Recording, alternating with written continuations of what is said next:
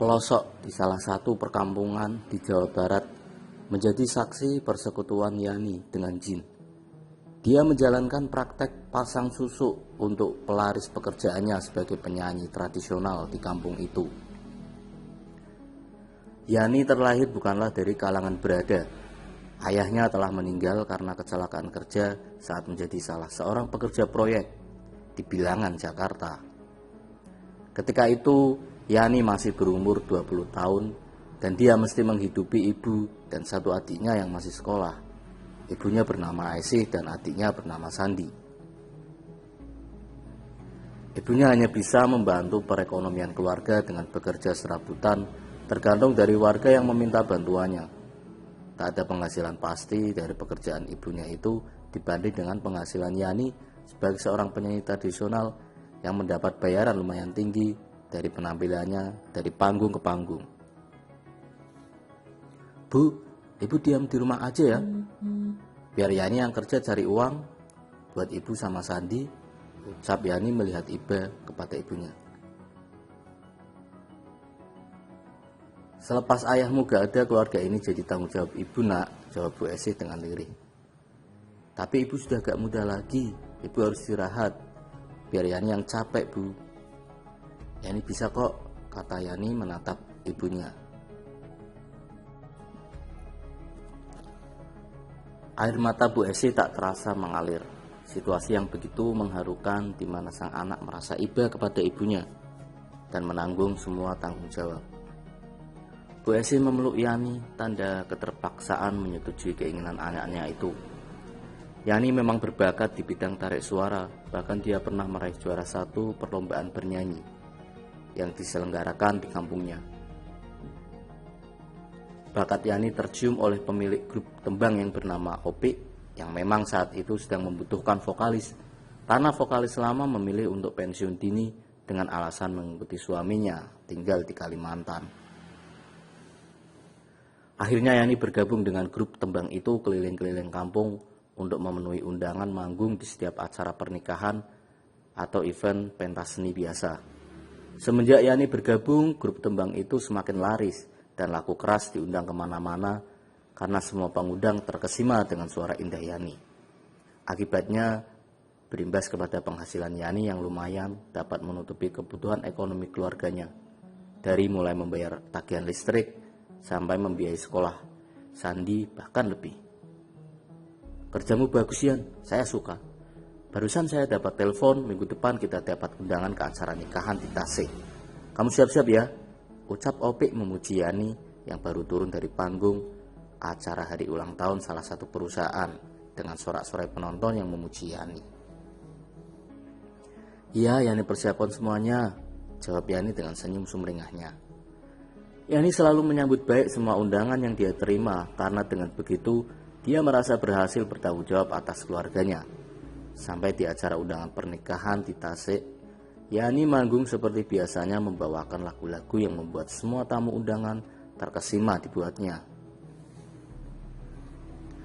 Bertahun-tahun dia alami masa seperti itu sampai suatu ketika ujian bagi grup tembangnya datang. Opik harus bercerai dengan istrinya dikarenakan istrinya curiga Opik ada main dengan Yani. Opik memang selalu mendekati Yani jika sehabis manggung, dan mungkin itu yang menjadi alasan sang istri menceraikan Opik.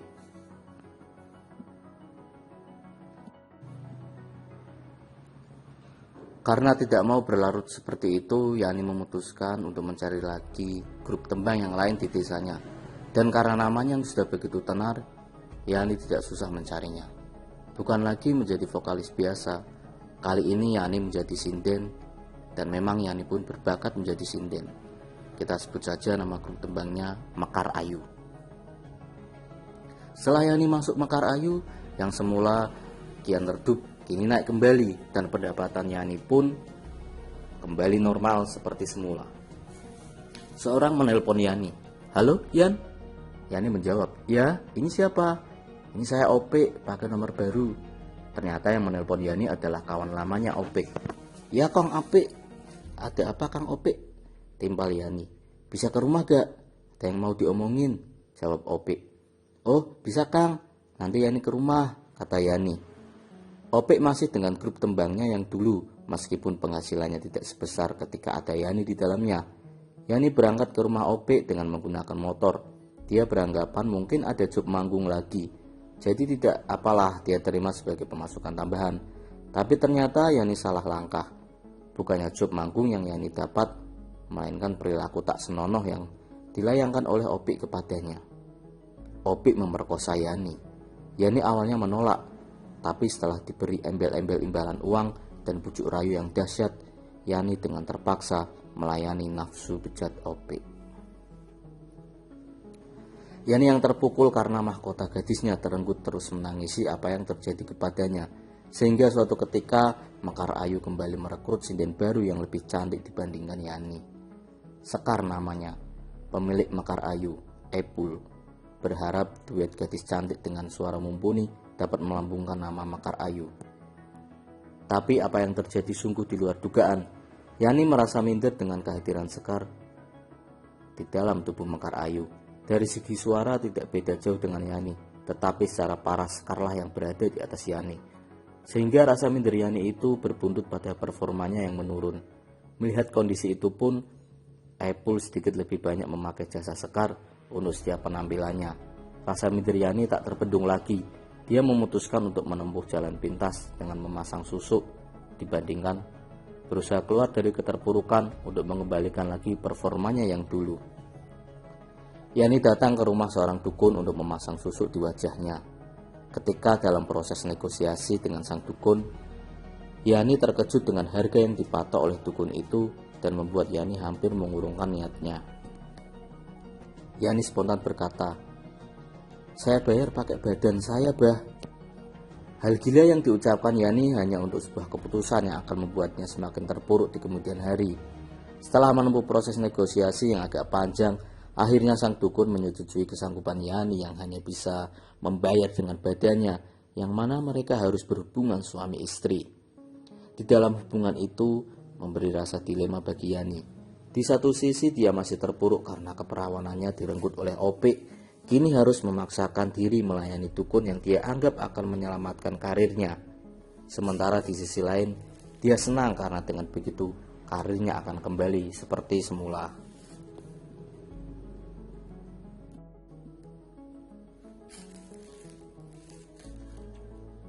Proses pasang susuk pun dimulai. Susuk itu dipasang hampir di setiap bagian lekuk wajahnya. Singkat cerita, akhirnya proses pasang susuk pun selesai dengan menyisakan sedikit rasa dilema bagi Yani yang berusaha diabaikan dan bersikap itu hal biasa. Uang sudah membuatnya kalap, tidak ada lagi rasa kehormatan di pandangannya. Susuk itu bekerja dengan baik dan melambungkan kembali namanya di Mekar Ayu. Epul pun senang dan memposisikan kembali Yani sebagai sinden utama. Dan yang terjadi kepada Yani tidak terjadi kepada Sekar. Sekar menerima keputusan Epul dan menghormati Yani sebagai seniornya, dan Sekar menikmati itu. Setelah pasang susuk itu, Yani menjadi peka terhadap hal-hal mistis. Bahkan setiap manggung, dia sering melihat kuntilanak berseliweran di atas panggung, atau bahkan sering melihat manusia berkepala babi berkeliaran di sekitar panggung. Hal itu dibuat biasa oleh Yani, karena itu sudah disampaikan oleh Abah Dukun sebagai efek samping jika dia memakai susuk. Yani pun sering bermimpi didatangi sosok cantik yang kadang-kadang berubah menjadi sangat mengerikan dengan mulut penuh darah dan pembalut di tangannya. Karir Yani semakin memuncak sampai-sampai dia bisa membelikan rumah yang baru bagi ibunya dan menguliahkan Sandi di salah satu universitas di kota Bandung. Tepat sebulan setelah membeli rumah barunya, Yani mengalami kecelakaan tertabrak motor yang melaju sedikit cepat ketika dia hendak menyeberang. Stang motor menghantam perut Yani yang membuat Yani terpental sekitar 3 meteran. Tidak ada luka yang parah memang, namun itu berefek 2 minggu setelahnya. Yani merasakan sakit yang luar biasa di perutnya yang mengakibatkan muntah darah. Melihat itu, Bu Esi bergegas membawa Yani di rumah sakit untuk dirawat. Yani mengalami pendarahan hebat di perutnya sehingga membuatnya koma selama 2 minggu. Semua tindakan sudah dilakukan tim dokter untuk menolong nyawa Yani, dan semua biaya pengobatan di rumah sakit ditanggung oleh hasil Yani manggung. Setelah 2 minggu itu Yani tersadar dan bisa dibawa pulang, meski kondisinya belum 100% pulih. Seringkali Yani memaksakan diri untuk tetap manggung, karena dalam benaknya dia harus bertanggung jawab mencari nafkah untuk keluarganya. Apple pun menyarankan Yani untuk beristirahat sampai kondisinya benar-benar pulih dan tetap dibayar meskipun dengan konsekuensi penghasilannya dipotong. Namun Yani menolak. Dia tetap memaksakan dirinya sampai suatu ketika Yani sedang manggung di daerah dekat rumahnya. Di atas panggung, Yani mendadak pingsan. Semua kru Mekar Ayu panik dan membawa Yani ke rumahnya yang memang kebetulan tidak jauh dari area panggung. Setelah sekian lama dalam kondisi tak sadar, semua orang yang datang dikagetkan dengan Yani yang mendadak terbangun dengan kondisi mulut yang menganga dan mata melotot.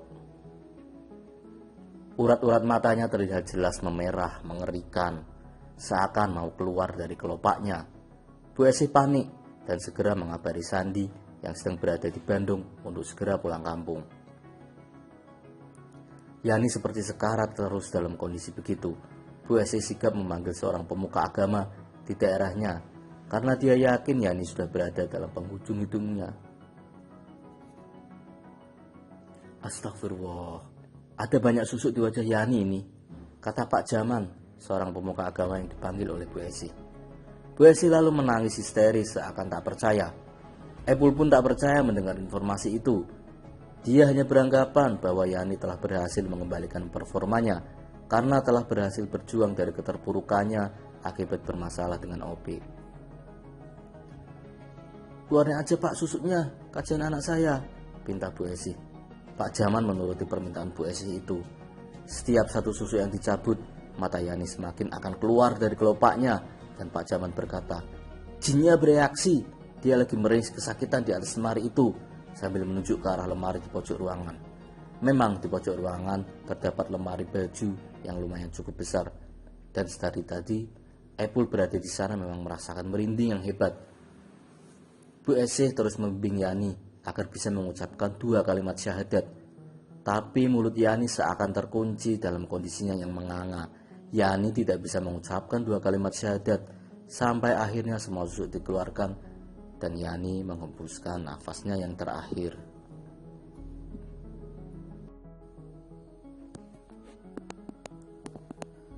Yani akhirnya dimakamkan. Baru mendengar kabar bahwa Yani memakai susuk, warga mulai menyebarkan gosip tak sedap mengenai Yani di sekitaran kampung itu. Apalagi ada desas-desus kalau arwah Yani gentayangan menghantui warga kampung. Minah misalnya, dia mengakui pernah dihantui sosok seorang Yani ketika mandi. Kisahnya waktu itu Minah sedang mandi di waktu sore hari menjelang maghrib. Di dalam kamar mandi, Minah bersenandung menyanyikan lagu. Ketika sedang asik bernyanyi, Minah dikagetkan dengan suara nyanyian yang entah dari mana datangnya. Itu suara dari luar ya, pikir Minah. Suara nyanyian itu semakin jelas terdengar seperti seorang yang sedang mengalunkan lagu Sunda. Bulu kuduknya merinding karena dia yakin suara itu bukanlah dari luar melainkan dari dalam kamar mandi. Dengan perasaan takut, Minah akhirnya memeriksa ke setiap sudut ruangan kamar mandi dan Minah terkejut ketika melihat ke arah ventilasi yang berada di plafon kamar mandi. Di sana Minah melihat rambut menjuntai dengan kepalanya yang terbalik dan dengan kondisi mata yang melotot, sementara mulut yang tetap bernyanyi meski menganga.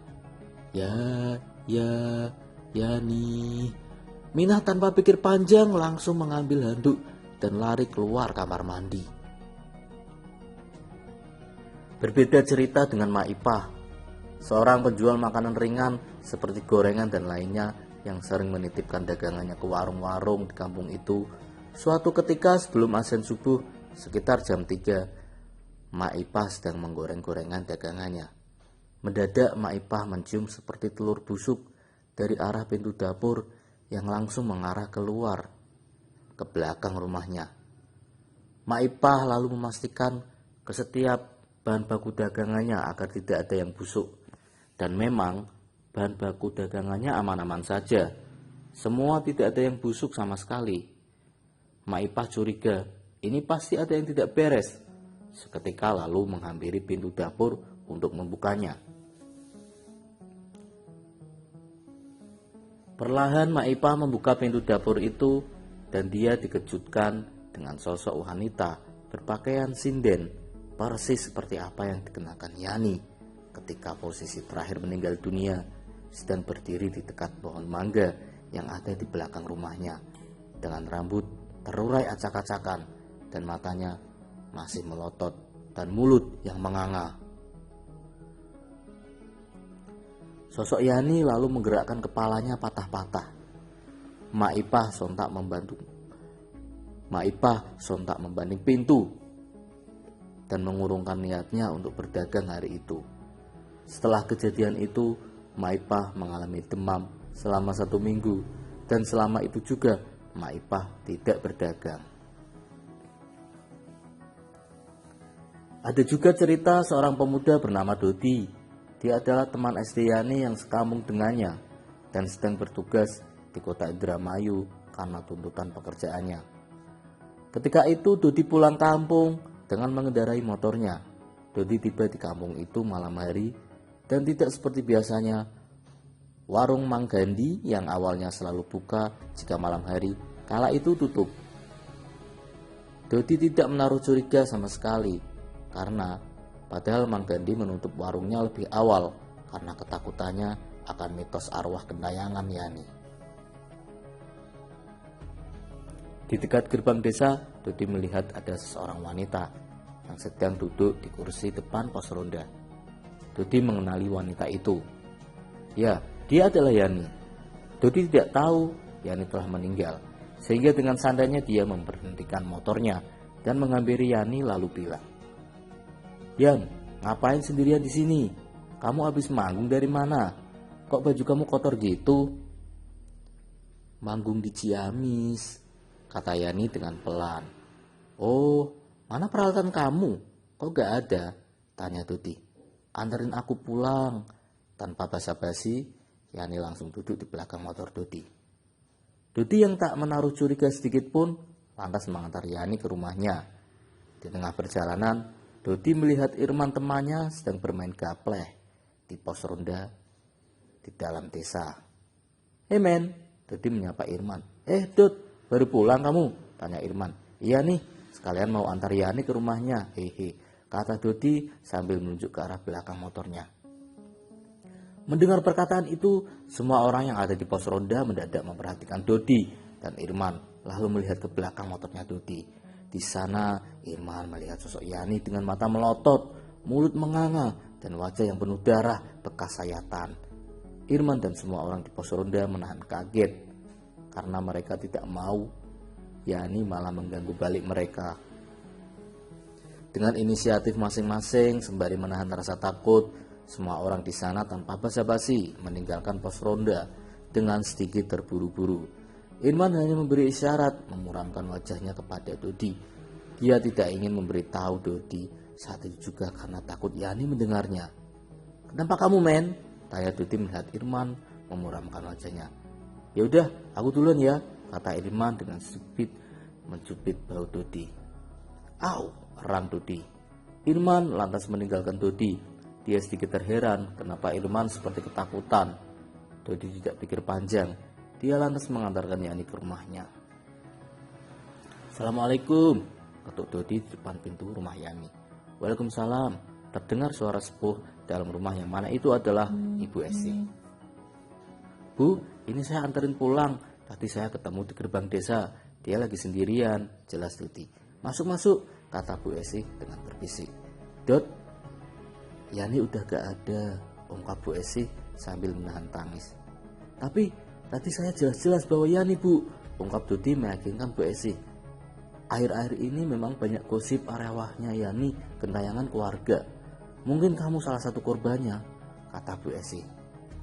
Penjelasan Bu Esi itu membuat Dodi seperti disambar petir. Dia pun berpikir mungkin hal inilah yang membuat Irman dan semua orang di pos ronda kabur tanpa pamit.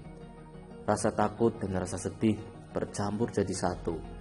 Ia lantas berpamitan kepada Ibu Esih untuk segera pulang ke rumahnya. "Makasih ya." Hihihi.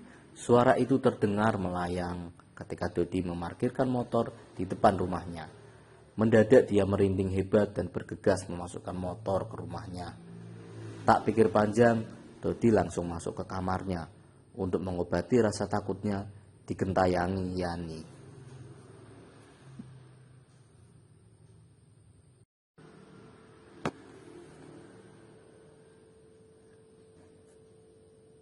Kadi, sang dukun yang pernah dimintai tolong oleh Yani akhirnya bertindak.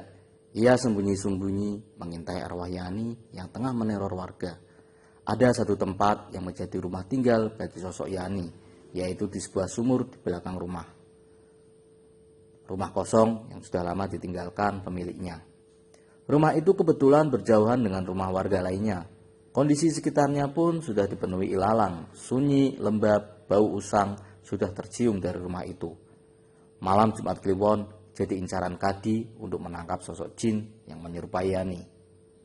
Dia akan memanfaatkannya untuk praktek pengasihan bagi pasiennya yang ingin meningkatkan performa suaranya di panggung ketika bernyanyi atau untuk menarik lawan jenis.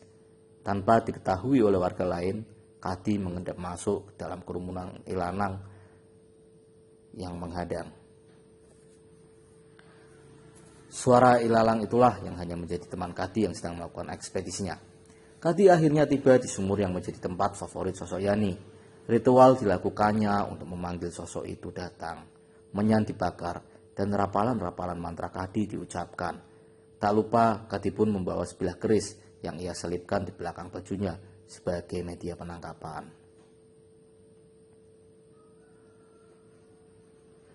"Ingsun gegorok kanu ngagegeh sangkan hadirkana pamente ingsun boga adia anu kacida hibar nak kajida sungit nak hadir. Sambil fokus duduk bersila dan memejamkan matanya, mantra itu diucapkan oleh Kadi. Katrol sumur bergetar. Hawa yang awalnya dingin mendadak panas tanpa sebab. Dari dalam sumur muncul perlahan sosok wanita berambut panjang acak-acakan dengan bajunya yang sudah lusuh. Sosok itu tertunduk tidak memperlihatkan wajahnya, hanya saja kepalanya terus bergerak patah ke kanan dan ke kiri. Menyadari sosok Yani sudah hadir, Kadi lantas mengambil keris yang ia simpan di belakang bajunya dengan cepat, lalu mengarahkannya ke sosok Yani. Gerakan kepala sosok itu semakin cepat, badannya condong ke depan, seakan tertarik oleh sesuatu. Akhirnya sosok itu pun masuk ke dalam keris, sehingga membuat Kadi tersenyum menyeringai, bangga karena ritualnya berhasil. Praktekku bakal laris, hahaha. Tawa Kadi menggelegarkan seisi rumah kosong. 2 minggu sudah, warga tidak menerima teror dari Yani.